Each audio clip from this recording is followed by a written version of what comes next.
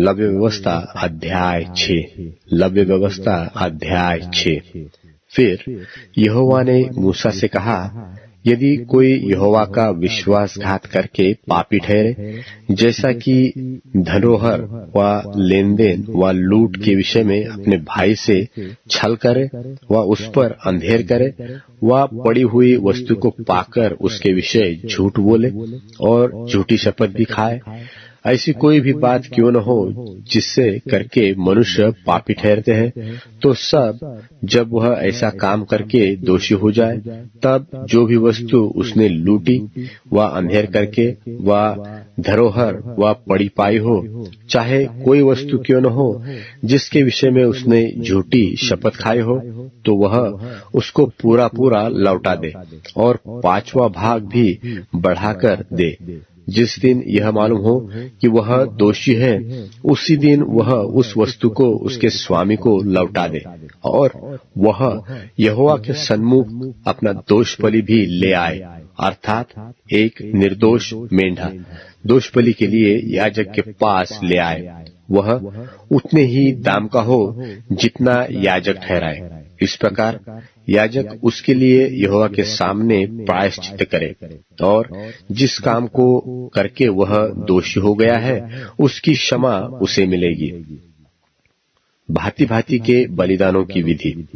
फिर यहोवा ने मूसा से कहा, हारून और उसके पुत्रों को आज्ञा देकर यह कहा कि होम बलि की व्यवस्था यह है, अर्थात होम बलि ईंधन के ऊपर रात भर भोर तक वेदी पर पड़ा रहे और वेदी की अग्नि वेदी पर जलती रहे और याजक अपने सनी के वस्त्र और अपने तन पर अपनी सनी की जांघिया पहनकर होम बलि की राख जो आग के भस्म करने से वेदी पर रह जाए उसे उठाकर वेदी के पास रख और तब वह अपने ये वस्त्र उतारकर दूसरे वस्त्र पहनकर राख को छावनी से बाहर किसी शुद्ध स्थान पर ले जाए और वेदी पर अग्नि जलती रहे और कभी बूझने न पाए। और याजक भोर भोर उस पर लकड़ियां जलाकर होमबलि के टुकड़ों को उसके ऊपर सजाकर धर दे और उसके ऊपर मेलबलियों की चर्बी को जलाया करे। वेदी पर आग लगातार जलती रहे, वह कभी बुझने न पाए। अन्नबलि की व्यवस्था इस प्रकार है कि हारून के पुत्र उसको वेदी के आगे यहोवा के समीप ले आए और वह अन्नबलि के तेल मिले हुए मैदे में से मुट्ठी भर और उस पर का सब लोबान उठाकर अन्नबलि के स्मरणार्थ के इस भाग को यहोवा के सन्मुख सुगंधदायक सुगंध के लिए वेदी पर जलाए और उसमें से जो शेष रह जाए उसे हारून और उसके पुत्र खा जाए।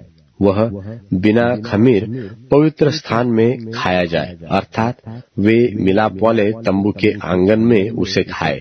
वह खमीर के साथ पकाया न जाए, क्योंकि मैंने अपने हव्य में से उसको उनका निज भाग होने के लिए उन्हें दिया है। इसलिए जैसा पाप बलि और दोष बलि परम पवित्र है, वैसा ही वह भी है। हारून के वंश के सब पुरुष उसमें से खा सकते हैं। तुम्हारी पीढ़ी पीढ़ी में यहोवा के हवनों में से यह उनका भाग सदैव बना रहेगा। जो कोई उन हवनों को छुए वह पवित्र ठहरेगा।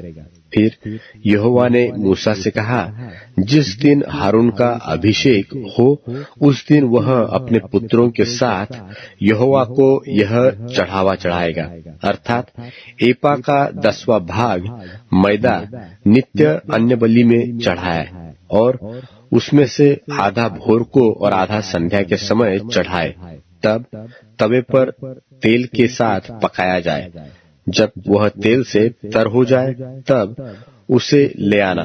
इस अन्न बलि के पके हुए टुकड़े यहोवा के सुखदायक सुगंध के लिए चढ़ाना और उसके पुत्रों में से जो भी उस याजक पद पर अभिषिक्त होगा वह भी उसी प्रकार का चढ़ावा चढ़ाया करे।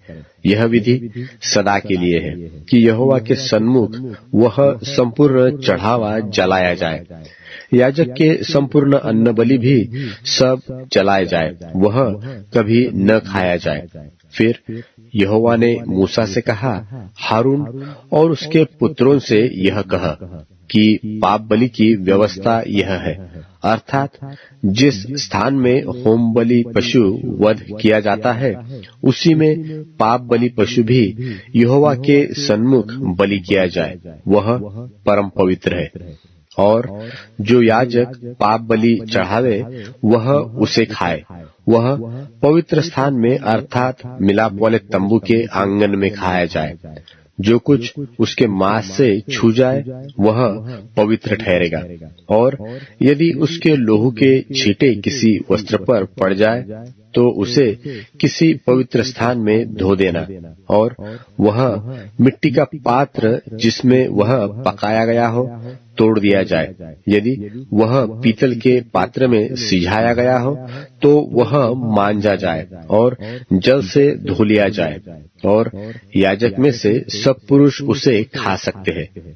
पर जिस पाप बलि पशु के लोहू में से कुछ भी खून मिलाप वाले तंबू के भीतर पवित्र स्थान में प्रायश्चित करने को पहुंचाया जाए, तब तो उसका मांस कभी न खाया जाए, वह आग में जला दिया जाए।